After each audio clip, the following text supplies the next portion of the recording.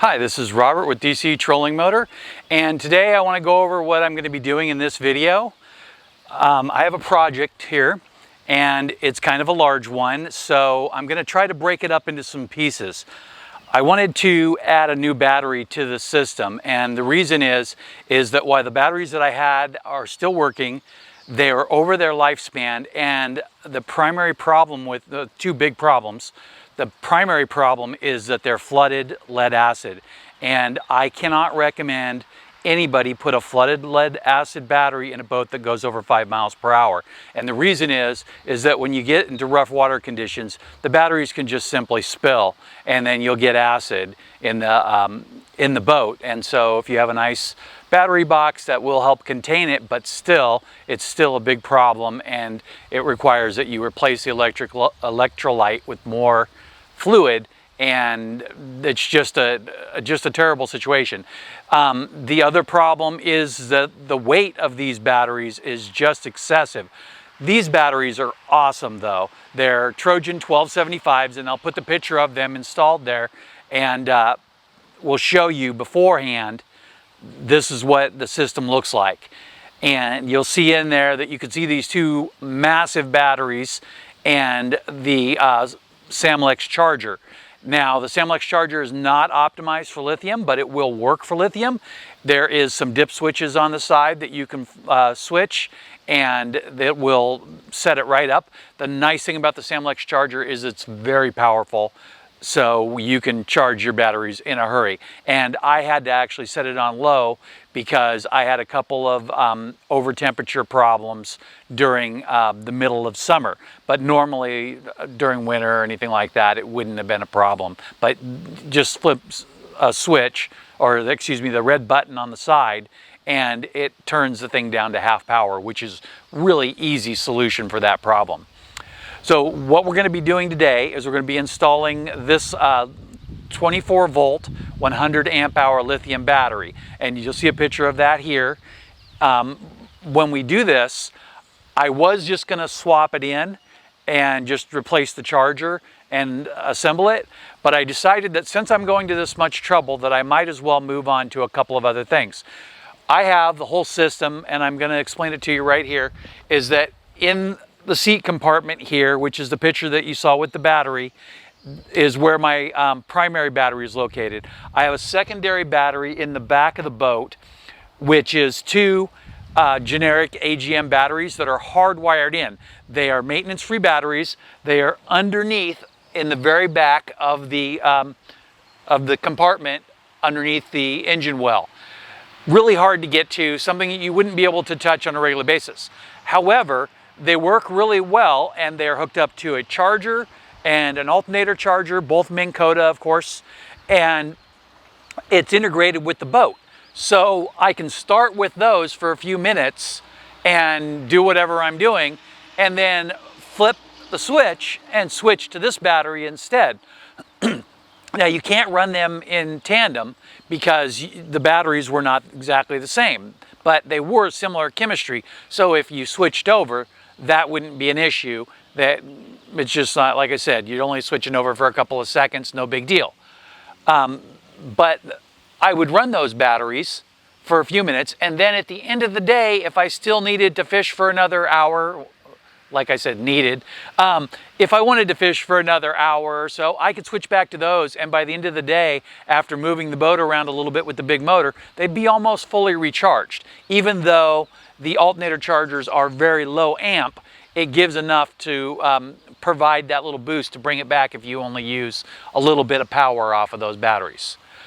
So now, when we switch to the new system, we will not be able to link these batteries at all.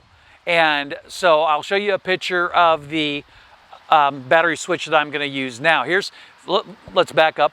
I'll show you a picture of the battery switch that's there, which is right up in the front of the boat up here. And you can see that battery switch, and this is a great switch. It's a standard Perco, and it has an on-off position, on one, on two, on both, and off. But here's the problem with that. I'm adding a lithium battery, and the lithium battery and the lead acid battery are not compatible at all. So I need to eliminate the both battery position or avoid it like the plague. And I find that it's easier, especially if somebody else switches the switch for me, that if I just get a different switch. So here's the new switch. This is a Blue Sea Systems switch. I have a lot of Blue Sea components in my boat, including a blade fuse terminal box that I added underneath the dash for any accessories, including my depth finders. But this switch that you see here in the picture has a 1 battery or 2 battery or off position. So to make a switch from battery 1 to battery 2, you have to turn it off. So I recommend that you just shut down your trolling motor, make the switch, turn the trolling motor back on, and you're good to go. Today, in this first section of the video, what I'm going to be doing is I'm going to be removing the front switch and running the hard line between the battery. I'll also be installing the battery and getting it fastened down. We'll be using the A&L blade fuse, which is similar. If you check out my last video, you'll see that I had an A&L, a Windy Nation A&L fuse. Now this one's a little bit older, but there's nothing wrong with it. These things, they last forever as long as you keep them corrosion free. They're great, and you just swap in a new fuse if you're concerned about the condition of your fuse. So we're going to get onto this, and we're going to start by taking apart the wires and the plugs. Let's switch to the next scene. So we're at the front of the boat here, and you can see the trolling motor plug, which is the standard twist and lock, similar to the Marine Co. And then here is the Perco switch. Now the power is cut to the rear main battery, but the power to the other battery is not cut. So when we take this stuff apart, we're going to be taping it up for safety. Now, if you want to be double safe, just go back and pull your fuse out, and then there won't be any way that there can be any power in the line. When I pull the wire through, I will do that and reassemble it when I'm done. But we probably won't be getting to all that in today's video.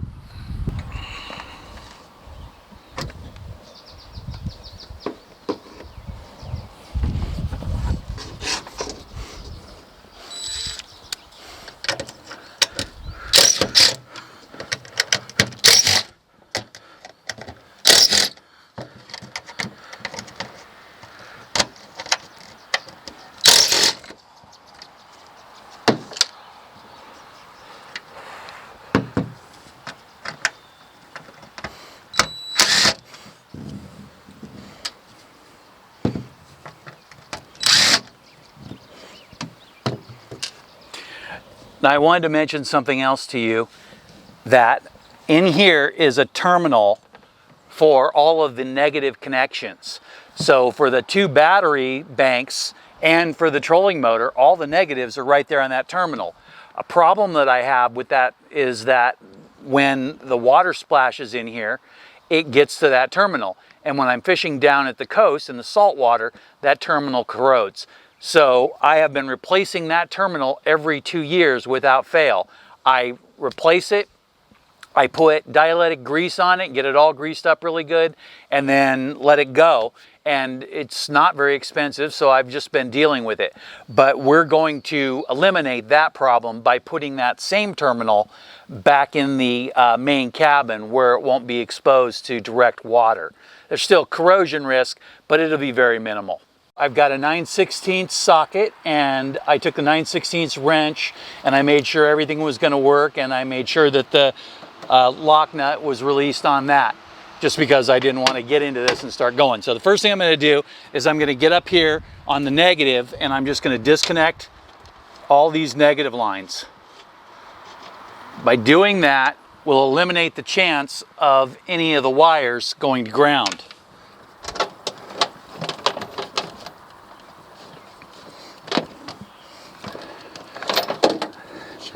Now don't be shocked, there's other wires up here. Don't be shocked, that's funny.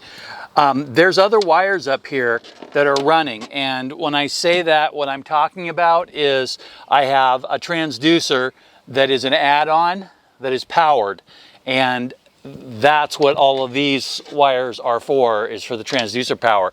I'm going to go ahead and release this so that way it's out of our way for the project. Moving the motor and pulling some of those wires and the rope over just a little bit will just give us a little bit more room to work.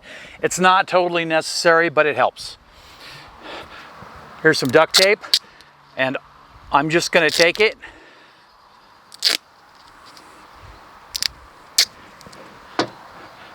and I'm going to follow the wire that's still powered, which is this big black one here. So the rating sheet calls for a 6-gauge wire, but I don't know if you can see this in my hand here, but this is a big 4-gauge wire, and I prefer to go one size over. Something that I'm noticing right now is that there's a little corrosion on the opening there, which means that I will need to trim this and do the wire, put a new terminal on it to get good connection. I'm going to use 2 pieces. I folded over the first piece, and then I'm going to take a long piece and wrap it like you would with a traditional wire. And this is just to secure it. This isn't any long-term solution for anything. I just want this to be capped off so it can't go to ground. And we'll hit all these. I'm going to get a close-up of this for you.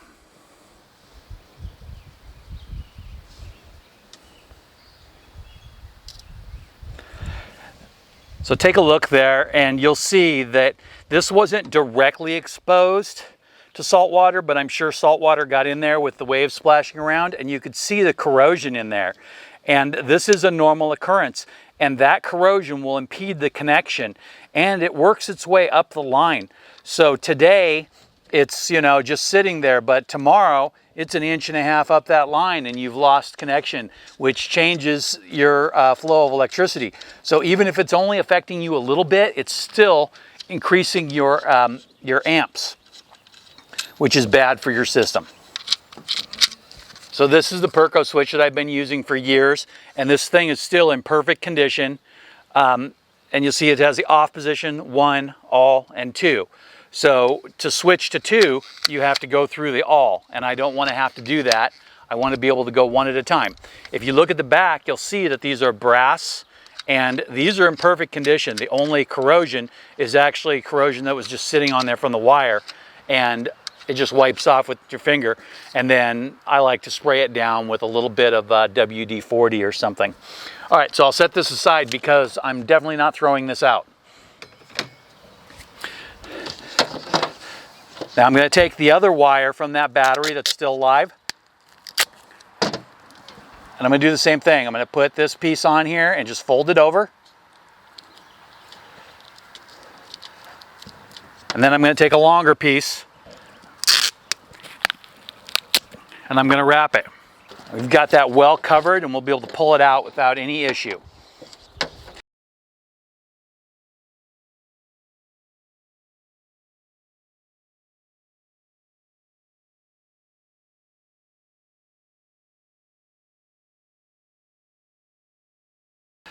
So this is the fuse holder right here that I have all the wires currently connected to. So we just open the cover like this and expose the whole thing. That's simple. This is the wire that we just pulled through here. Just give this a little shake. Looks like the tape is holding it back just a little bit, but we're not going to run it through the exact same way anyway. So let's just go ahead and untape that.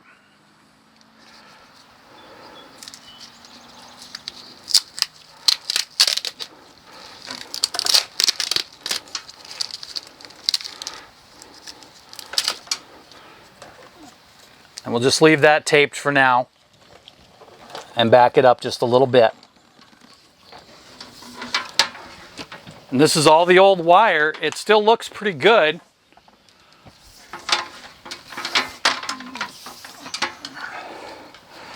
But I think that it served its purpose for this one. All right, this is all the old wire right here, and what this is it's a amplifier power wire that you would get like at a car stereo store. I bought this about 10 years ago and it's worked just great, but that was what the options were available. These days you have a lot of options that are available online, like buying from Amazon, which is what I usually do. But there's also other options and other places to go. You can go directly to solar manufacturer suppliers, and they have probably the best wires available. And the wire that I'm using is actually considered a welding wire, but it is from a solar company. So let's take another quick break here, and then we'll talk about what we're going to do inside this box. So I've dropped the battery in here, and it is a tight fit. I'll tell you what, I had to take off the pads to get it in, and then I have to avoid the locking mechanism on this side of the case. And I got to say that I would not even consider putting battery this expensive in without some sort of security measure. Now, I'm sure they're not even going to look for a battery like this, but who knows? They might go, if somebody wanted to steal something, they might go through all the compartments and check everywhere. So what I'll be doing is I'll be putting a block in on this side and a block in on that side to secure the battery that direction. And that way we can get it over here as close as we can. And then we'll put in a third block on this side. We will use a battery strap to go across the top and tighten it down with a securing mechanism like a, I don't know, like a turnbuckle or whatever they call it. And then we'll be putting the fuse down here in the middle, and we'll be putting the charger over here to this side. And we want to leave room for one more device, which is a 12 to 24 amp charger that I might add at a later time. We'll go ahead and start figuring that out. First thing I'm going to do is I'm going to go look for a couple pieces of wood and cut them to fit and get them screwed in here. I got the battery in there and I've got the blocks in. So I'll show you that what I did was I added a small block down here that'll work good for to mount the fuse to. And then one block to keep it away from the bolts for the lock, and this larger piece here to give it something solid to rest against, and then a strap. And I'll tighten the strap up a little bit after the strap has had a chance to relax a little bit. When you first put them on, they're usually pretty stiff, and then after a while they loosen up and then you can tighten them again. Another thing you can do is put a little block in here and force the block on top, or even a small piece of plywood. So you can check out a couple of these pictures here of what I've been doing in preparation for the next step.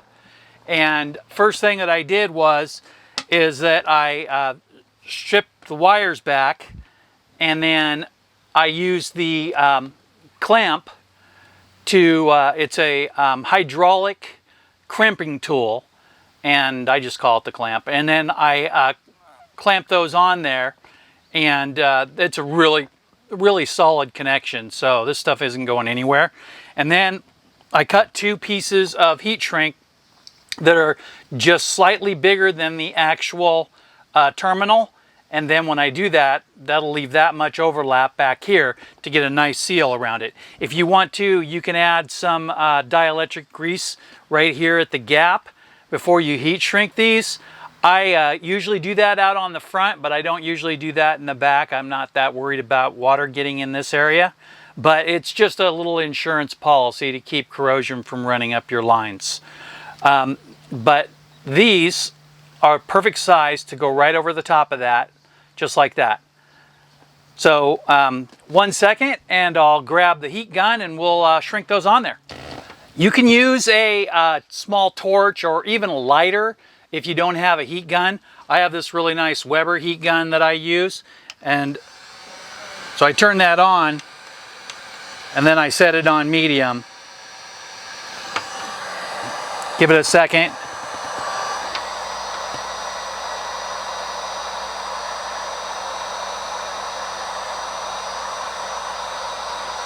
I just do one side and then I'll do the other.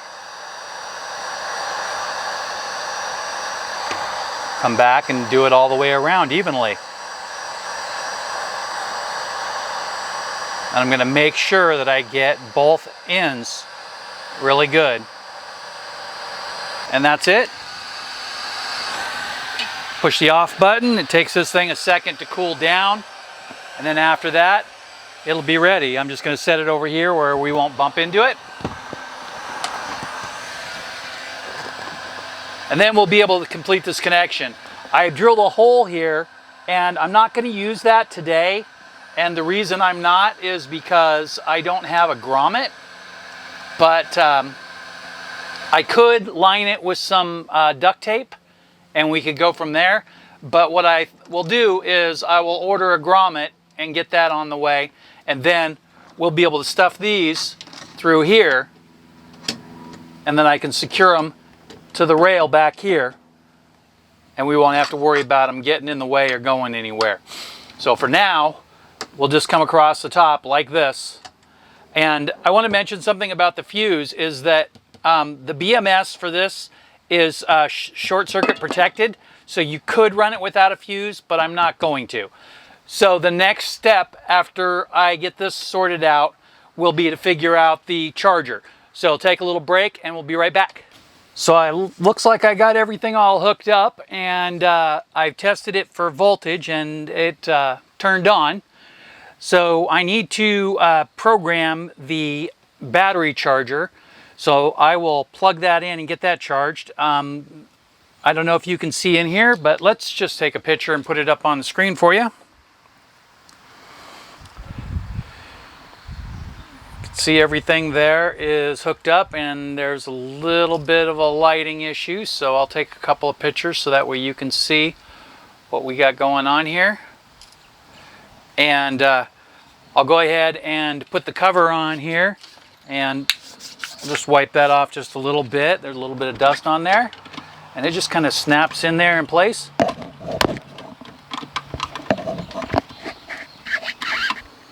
Oh, that's it. And then we'll go ahead and close that for now, and I'll get that set up, and I'll just explain to you what I'm going to do here is that I'm going to plug in the charger, and then I'm going to load the app on my phone, and from there I will take it and I will change the setting on the charge profile to lithium ion, and it'll do everything else by itself.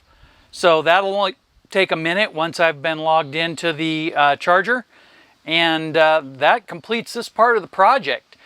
I'm going to go ahead and I'm going to order a new plug because of the trouble that I was having getting these full-size wires in there, and on the next video we'll be installing the other the battery switch and connecting the other battery bank to the battery switch also.